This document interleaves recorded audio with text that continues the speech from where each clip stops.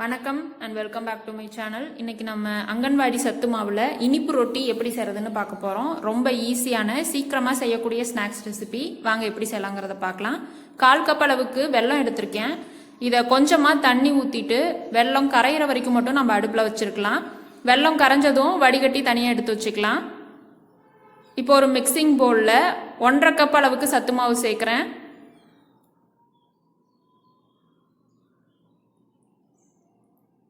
இதோட 4 ஏலக்காயை பொடி பண்ணி சேர்த்துருக்கேன்.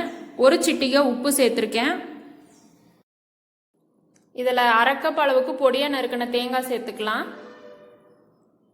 காய்ச்சி வடிகட்டி வச்சிருக்க வெல்லம் தண்ணியும் இதோட சேர்த்துக்கலாம். நீங்கள் நாட்டு சர்க்கரை இருந்தாலும் தாராளமாக சேர்த்துக்கலாம். சத்து மாவில் ஏற்கனவே இனிப்பு இருக்கிறதுனால நம்ம 1/4 கப் அளவுக்கு தான் வெல்லம் எடுத்திருக்கோம்.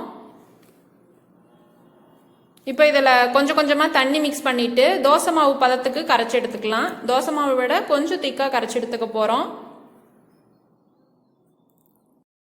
இதே போல் அங்கன்வாடி சத்து மாவில் நிறைய ஈஸியான ரொம்ப சீக்கிரமாக செய்யக்கூடிய ரெசிபிஸ்லாம் நம்ம போஸ்ட் பண்ணியிருந்தோம். நீங்கள் பார்க்கலைன்னா நம்மளோட சேனல் பேஜ்லேயே தனியாக பிளேலிஸ்ட் க்ரியேட் பண்ணி வச்சுருக்கேன், அங்கன்வாடி சத்து மாவு ரெசிபிஸ்ன்ட்டு. நீங்கள் வேணும்னா அதில் செக் பண்ணிக்கோங்க. பாருங்கள், இந்த அளவுக்கு மாவு கொஞ்சம் திக்காகவே கரைச்சி எடுத்துக்கலாம். தோசைக்கல்லில் எண்ணெய் தடவிருக்கேன். 1/2 ஸ்பூன் அளவுக்கு மட்டும் மாவு ஊற்றிட்டு உள்ளங்கை அகலத்துக்கு மட்டும் சின்ன சின்னதாக நம்ம தோசை ஊற்றிக்கலாம்.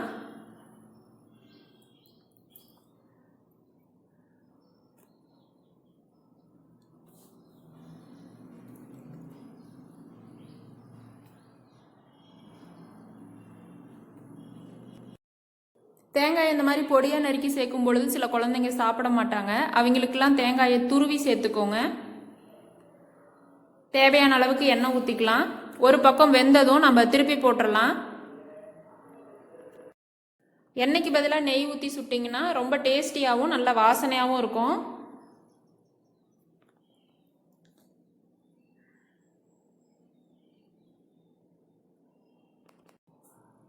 அடுப்பை மீடியம் ஃப்ளேமில் வச்சுக்கோங்க, ஹை ஃப்ளேமில் வச்சுட்டு செய்யாதீங்க.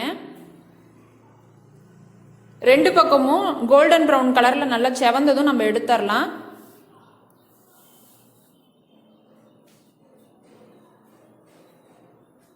பாருங்க, நல்லா செவந்து வந்திருக்கு. இப்படி இருந்தால் தான் சாப்பிட்றதுக்கு ரொம்ப கிறிஸ்பியாகவும் நல்லா டேஸ்டியாகவும் இருக்கும்.